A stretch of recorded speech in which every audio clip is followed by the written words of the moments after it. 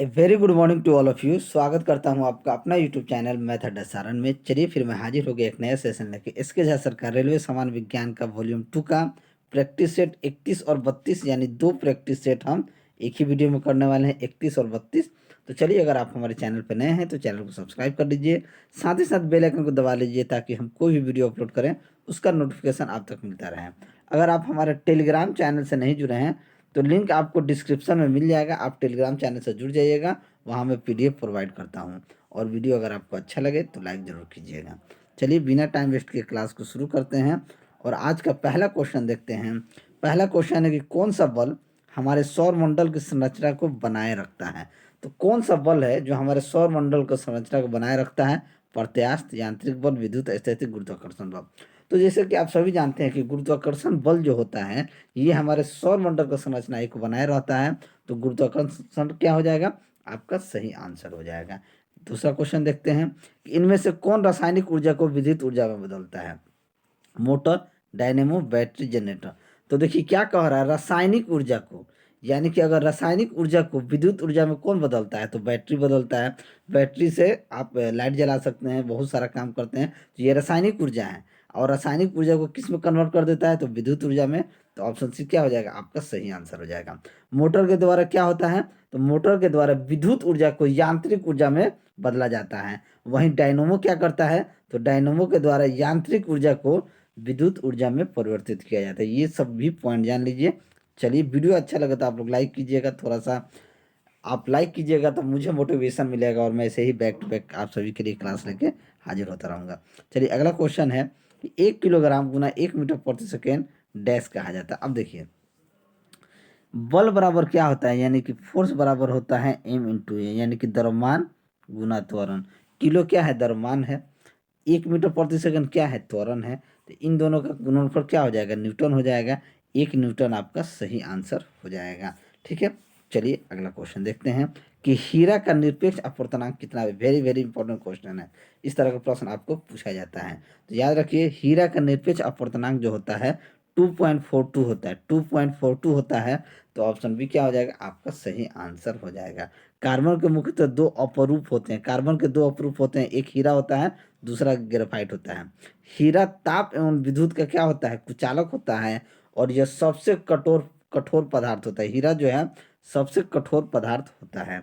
चलिए अगला क्वेश्चन देखते हैं कि ब्रह्मांड में किन्हीं दो निकायों के बीच गुरुत्वाकर्षण बल डैश पर निर्भर नहीं करता है। तो किस पे निर्भर नहीं करता है? तो देखिए, एक फॉर्मूला है आपका, F बराबर G m1 m2/r²। ठीक है, ये फॉर्मूला होता है। तो देखिए ये किसके उनके बीच की दूरी पर तो ये डिपेंड करता है, द्रव्यमान के गुणनफल पे तो डिपेंड करता है, गुरुत्वीय स्थिरांक पे डिपेंड करता है, लेकिन उनके द्रव्यमानों के योग पे नहीं करता है। तो ऑप्शन डी क्या हो जाएगा? आपका सही आंसर हो जाएगा। चलिए अगला क्वेश्चन देखते हैं कि दबाव की एसआई यूनिट क्या है, यानी दाब कहिए, दबाव लिखा है दाब। दाब का ऐसा यूनिट जो होता है ये आपका न्यूटन प्रति वर्ग मीटर होता है। न्यूटन प्रति वर्ग मीटर। तो ऑप्शन ए क्या हो जाएगा? आपका सही आंसर हो जाएगा। देखिए, दाब क्या होता है? किसी सतह के एकांक क्षेत्रफल पर लगने वाले बल को क्या कहते हैं? दाब है। दाब एक अदिश राशि होता है। दाब का मात्रक प्रेशर का मात्रक तो ये पास्कल होता है। क्या होता है? पास्कल होता है। नेक्स्ट, परमाणु के नाभिक में डैश होते हैं। तो परमाणु के नाभिक में क्या होते हैं? Neutron, electron, proton. प्रोटॉन और न्यूट्रॉन दोनों होते हैं। तो ऑप्शन डी क्या हो जाएगा? आपका सही आंसर हो जाएगा। अगला क्वेश्चन देखते हैं कि नॉन स्टिक बर्तनों के निर्माण में आंतरिक सतह पर किस पदार्थ का प्रयोग किया जाता है, यानी कि आंतरिक सतह पर किसका प्रयोग किया जाता है? तो नॉन स्टिक बर्तन में टेफ्लॉन का प्रयोग किया जाता है। किसका किया जाता है? टेफ्लॉन का। तो ऑप्शन बी क्या हो जाएगा? आपका सही आंसर हो जाएगा। नेक्स्ट, परम शून्य तापमान पर अर्धचालकों में विद्युत प्रतिरोध होता है। तो विद्युत प्रतिरोध परम शून्य ताप जो होता है 0 केल्विन पर, और चालकों की चालकता क्या होती है? शून्य हो जाती है। क्या हो जाती है? शून्य हो जाती है। तो ऑप्शन डी आपका सही आंसर हो जाएगा। अगला क्वेश्चन देखते हैं कि आयोडीन युक्त नमक उपयोगी होता है क्योंकि यह पाचन बढ़ाता है, रोगों के लिए प्रतिरोध वृद्धि करता है, या थायराइड ग्रंथि का नियंत्रण करता है, या उपयोग सभी। तो देखिए, आयोडीन युक्त नमक जो होता है थायराइड ग्रंथि का नियंत्रित करता है। तो ऑप्शन सी क्या हो जाएगा आपका सही आंसर हो जाएगा। यदि आपके शरीर में आयोडीन की कमी हो जाएगी तो थायराइड ग्रंथि ग्रंथि जो क्या हो जाएगा, बढ़ जाएगा। ठीक है, चलिए आशा करता हूँ आपको समझ में आता होगा। अगर आता होगा तो भाई लोग वीडियो को लाइक कर दीजिएगा, शेयर कर दीजिएगा, चैनल पे नए हैं तो चैनल को सब्सक्राइब कर लीजिएगा। अगला क्वेश्चन देखते हैं, निम्नलिखित प्रकार के कांचों में कौन सा एक परावैंगनिक किरणों का विच्छेदन करता है। तो परावैंगनिक किरणों का कौन सा विच्छेदन करता है, तो सोडियम सोडियम तथा दूसरी दुर्लभ मृदु धातुओं को मिलाकर क्रूक्स कांच का निर्माण किया जाता है। किसका, क्रूक्स कांच का निर्माण किया जाता है। तो ऑप्शन डी क्या हो जाएगा आपका सही आंसर हो जाएगा। और क्रूक्स कांच में परावैंगनिक किरणों के अवशोषण की क्या होती है, क्षमता होती है। चलिए अगला क्वेश्चन देखते हैं कि निम्नांकित कथनों में से कौन सा कथन सत्य है। डीडीटी एक रोगाणुनाशक है, टीएनटी एक कीटनाशक है, आरडीएक्स एक विस्फोटक है, एलसीडी एक विषाणुनाशक। देखिए हम जानते हैं कि आरडीएक्स क्या होता है, एक विस्फोटक पदार्थ होता है। आरडीएक्स का फुल फॉर्म होता है रिसर्च डिपार्टमेंट एक्सप्लोसिव, एक अति विस्फोटक ठोस होता है जिसका रासायनिक सूत्र अगर देखेंगे तो C3H6N6O6 होता है। ठीक है, चलिए अगला क्वेश्चन देखते हैं, क्वेश्चन नंबर 13। क्वेश्चन नंबर 13, विभिन्न संस्कृतियों में वैज्ञानिक के तुलनात्मक अध्ययन को क्या कहते हैं। तो वैज्ञानिक के तुलनात्मक संस्कृतियों के वैज्ञानिक के तुलनात्मक अध्ययन को इथनोलॉजी कहा जाता है। क्या कहा जाता है, इथनोलॉजी कहा जाता है। तो ऑप्शन ए आपका सही आंसर हो जाएगा। अगर इथनोग्राफी की बात की जाए तो किसी विशिष्ट संस्कृति का अध्ययन करना इथनोग्राफी कहा जाता है। अगर इथोलॉजी की बात की जाए तो मानव सहित सभी जंतुओं के व्यवहार का, यानी कि जंतु के व्यवहार का अध्ययन करना इथोलॉजी कहलाता है। एथिक्स की बात की जाए तो नैतिक आचार तथा कर्तव्य का मनोवैज्ञानिक अध्ययन को इथिक्स कहा जाता है। चलिए अगला क्वेश्चन, अनुमस्तिष्क से संबंधित होता है। अनुमस्तिष्क किससे संबंधित होता है, तो याददाश्त, भूख, सोचने, अभी अनैच्छिक क्रियाएं या मांसपेशियों के घुमाव और नियंत्रण। तो सेरिबेलम जो होता है वो मांसपेशियों के घुमाव को नियंत्रित करता है। क्या करता है, मांसपेशियों के घुमाव को नियंत्रित करता है। तो ऑप्शन डी क्या हो जाएगा आपका सही आंसर हो जाएगा। अगला क्वेश्चन देखते हैं, बाइल का स्रोत होता है। तो बाइल का स्रोत कहाँ होता है, तो जिगर से होता है। तो ऑप्शन बी क्या हो जाएगा आपका सही आंसर हो जाएगा। नेक्स्ट, ऊर्जा उत्पादन के दौरान ग्लूकोज का पायरुवेट में विघटित होता है।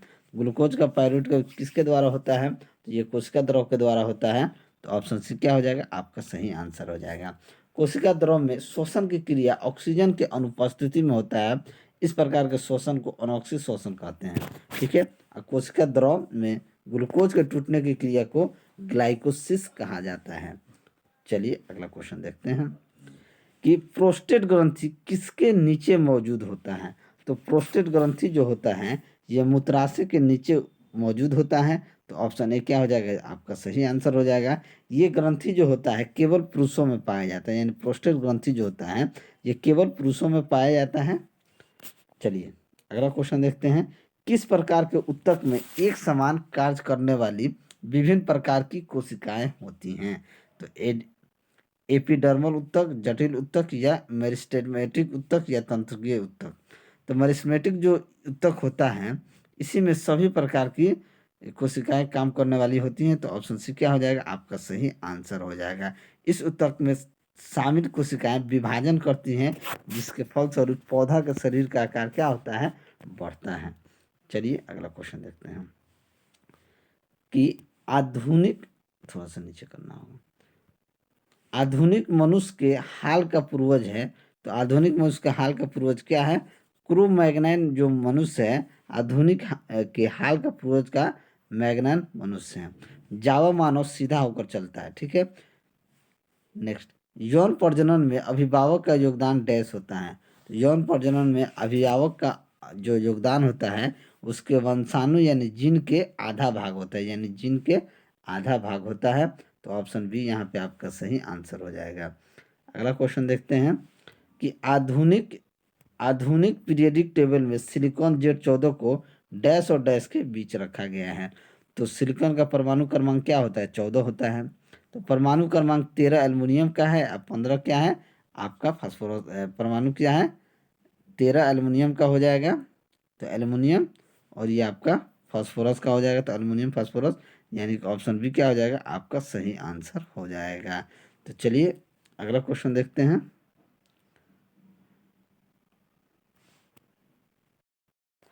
चलिए अगला क्वेश्चन देखते हैं कि उन तीन तत्वों का नामित करें जिसके सबसे बाहरी सेल में केवल एक इलेक्ट्रॉन होते हैं। तो सबसे बाहरी सेल में एक इलेक्ट्रॉन किसका होता है? तो लिथियम, सोडियम और पोटेशियम। लिथियम, सोडियम, पोटेशियम तत्व में सबसे बाहरी सेल में क्या होता है? एक इलेक्ट्रॉन होता है। तो ऑप्शन बी आपका सही आंसर हो जाएगा। अगर लिथियम को देखा जाए तो 2 1, सोडियम 11 है तो 2 8 1, पोटेशियम 19 है तो 2 8 8 1। तो इन तीनों में क्या है? एक एक है, तो ऑप्शन बी आपका सही आंसर हो जाएगा। चलिए अगला क्वेश्चन देखते हैं कि भूमि से टकराकर फुटबॉल गेंद ऊपर उछलती है क्योंकि यह रबर की बनी होती है या खोखली होती है या हल्के होने के कारण वायु प्रतिरोध को दूर करने में समर्थ होती है या ऐसा इनके प्रत्यास्थ गुणन के कारण होता है। तो ऐसा इनके प्रत्यास्थ गुणन के कारण होता है। तो ऑप्शन डी क्या हो जाएगा आपका सही आंसर हो जाएगा। अगला क्वेश्चन देखते हैं कि संचायक बैटरियों में निम्नलिखित में से किसका प्रयोग किया जाता है? तो संचायक बैटरियों में शीशा का उपयोग किया जाता है। तो ऑप्शन बी आपका सही आंसर हो जाएगा। अगला क्वेश्चन देखते हैं कि एबी रुधिर वर्ग वाले किसी व्यक्ति को निम्नलिखित में से किस रुधिर के वर्ग के व्यक्ति को रक्त दिया जा सकता है? तो इनमें से कोई को रुधिर को नहीं दे सकता है, केवल ए वर्ग, केवल एबी, केवल वर्ग, इनमें से किसी को नहीं दे सकता है। क्योंकि एबी रुधिर वाले व्यक्ति किसी भी को रुधिर को वर्ग दिया जा सकता है वो ओ को छोड़ के, यानी कि जो ब्लड ग्रुप ओ को छोड़ के है, ठीक है। और रुधिर वर्ग ए में केवल बी एंटीबॉडी बॉडी प्लाज्मा मैंने पाया जाता है और रुधिर वर्ग बी में केवल ए एंटीबॉडी पाया जाता है। चलिए ये प्रैक्टिस सेट 31 था, प्रैक्टिस सेट हम 32 देख लेते हैं। प्रैक्टिस सेट 32 का, चलिए प्रैक्टिस सेट 32 का पहला क्वेश्चन देखते हैं। वीडियो अगर आपको अच्छा लगे तो लाइक शेयर जरूर कीजिएगा। प्रश्न कह रहा है कि 100 वाट तथा 500 वाट के बल के प्रतिरोधों का अनुपात क्या होगा यदि वोल्टेज समान है। देखिए वैद्युत शक्ति P बराबर क्या होता है, देखिए थोड़ा सा यहाँ समझने की बात है। P बराबर V² बाई R होता है। अगर हम यहाँ से R निकालें तो R बराबर क्या हो जाएगा? V² by P। अब देखिए यहाँ दो दिया है, 100 वाट तथा 50 वाट के दो बल्ब।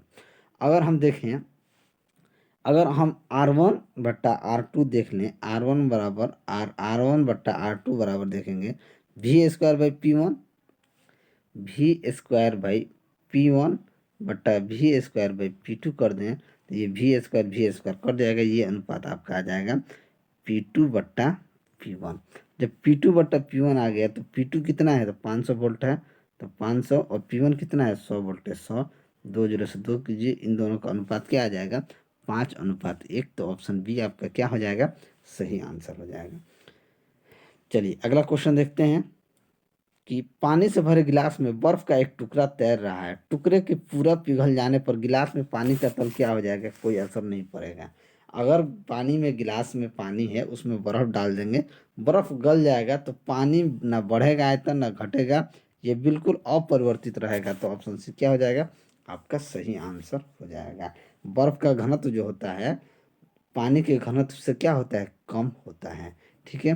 बर्फ के टुकड़े द्वारा अगर प्रतिस्थापित जल का आयतन बर्फ के द्रव के रूप के आयतन के क्या हो जाता है? बराबर हो जाता है। चलिए अगला क्वेश्चन देखते हैं।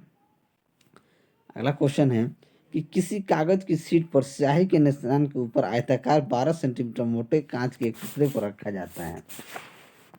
सतह में स्याही कितनी ऊपर उभरी हुई दिखाई देगी?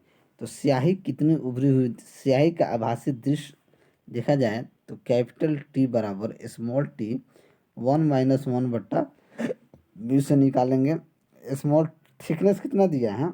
12 सेंटीमीटर, तो 12 1 - 1 कांच का टुकड़ा का अपवर्तनांक कितना होता है? तो 1.5 होता है। इसको सॉल्व कर देंगे, ये हो जाएगा 0.5/12, 12 गुना 0.5/15, ठीक है। अब आप देखिए 3 5 15, 3 चौके 12, 4 5 20, क्या हो जाएगा? 4 5 20, यानी कि 2/5।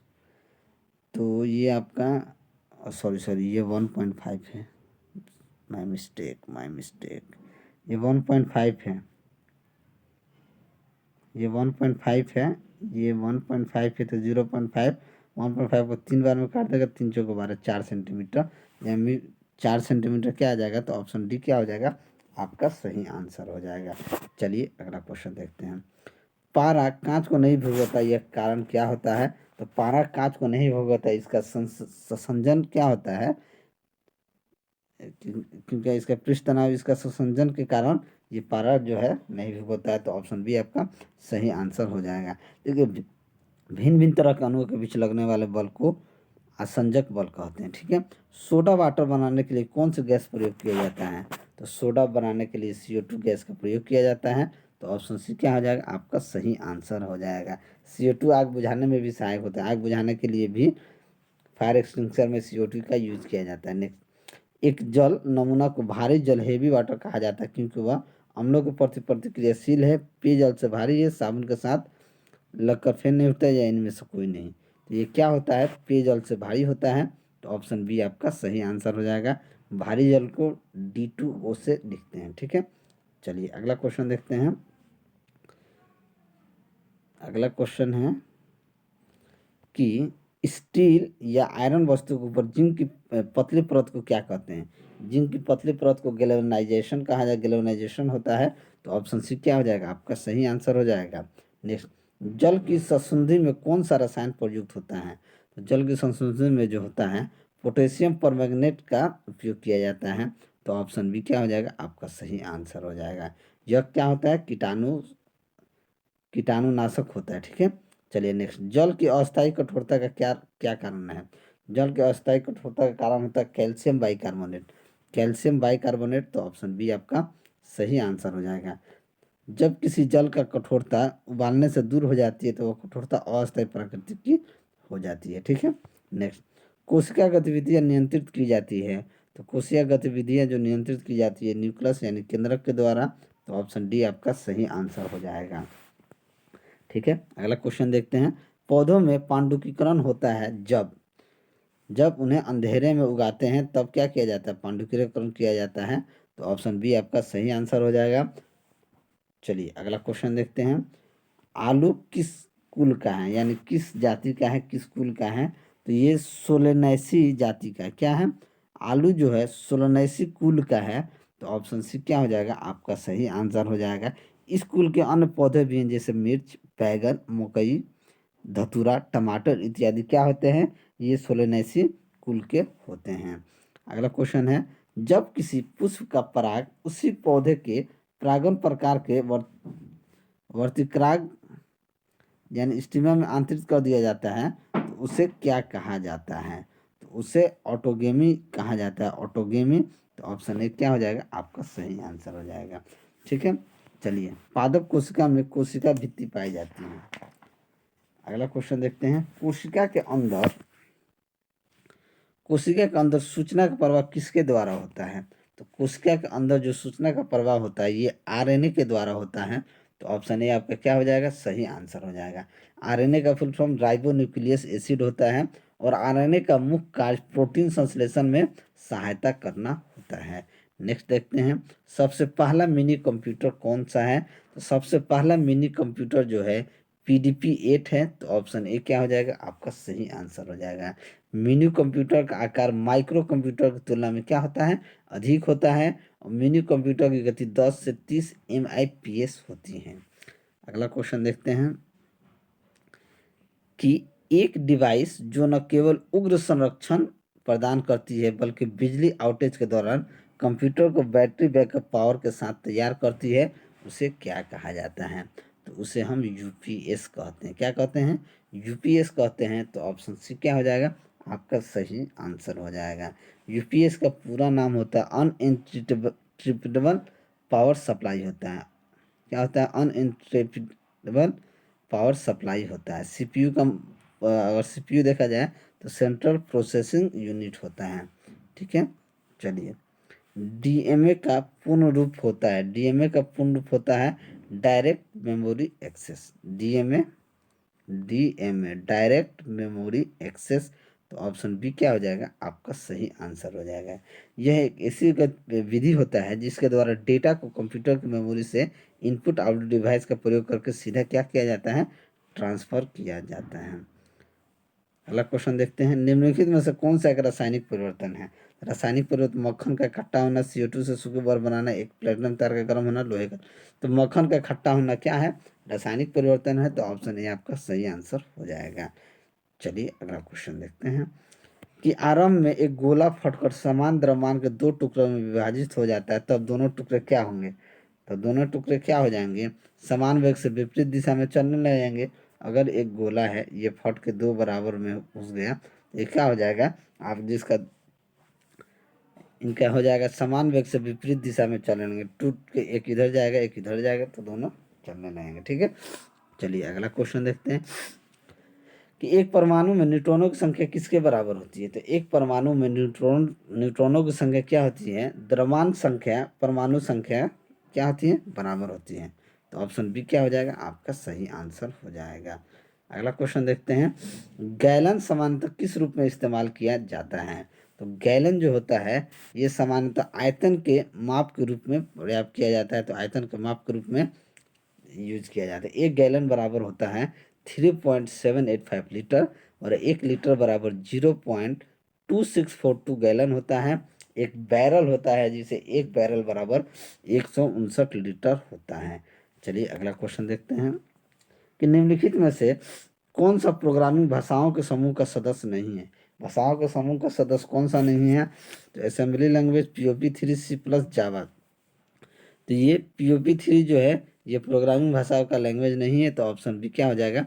आपका सही आंसर हो जाएगा। बाकी असेंबली लैंग्वेज, C++, जावा ये प्रोग्रामिंग लैंग्वेज है। अगला क्वेश्चन देखते हैं 23, डैश एनेलिडा वर्ग से संबंधित नहीं है। तो एनेलिडा वर्ग से कौन संबंधित नहीं है? तो केचुआ, नेरिस, जोंक, एस्केरिस। एस्केरिस जो होता है एनेलिडा वर्ग से संबंधित नहीं है। एस्केरिस जो होता है ये ये होता है एस्कोलिथमेंथी संघ से संबंधित है। इसके अंतर्गत शुद्धकर्मी फाइलेरिया कृमि एस्केरिस आते हैं। ठीक है, नेक्स्ट, एक ऊंची छलांग लगाने वाला ऊंची छलांग से पहले कुछ समय तक दौड़ता है ताकि डैश का जरूरत उससे लंबी छलांग लेने में मदद करे। तो वो ताकि गति का जरूरत, देखिए क्या होता है जब आप बहुत तेज दौड़िएगा तो आपका गति का जरूरत उसे लंबी छलांग लेने में मदद करता है। ठीक है, तो ऑप्शन डी क्या हो जाएगा? आपका सही आंसर हो जाएगा। और ये अंतिम क्वेश्चन देखते हैं कि किसी पदार्थ का अपेक्षित घनत्व क्या होता है? तो अपेक्षित घनत्व बराबर होता है पदार्थ का घनत्व बट्टा पानी का घनत्व। क्या होता है? पदार्थ का घनत्व बट्टा पानी का घनत्व। तो ऑप्शन सी क्या हो जाएगा? आपका सही आंसर हो जाएगा। तो चलिए आज के लिए इतना ही। अगर आपको वीडियो अच्छा लगे तो वीडियो को लाइक करें, दोस्तों में शेयर करें। अगर आप हमारे चैनल पर नए हैं तो चैनल को सब्सक्राइब करें। मैं ऐसे ही वीडियो लेकर आपके सामने हाजिर होता रहूँगा। चलिए मिलते हैं अगले वीडियो में, तब तक के लिए जय हिंद।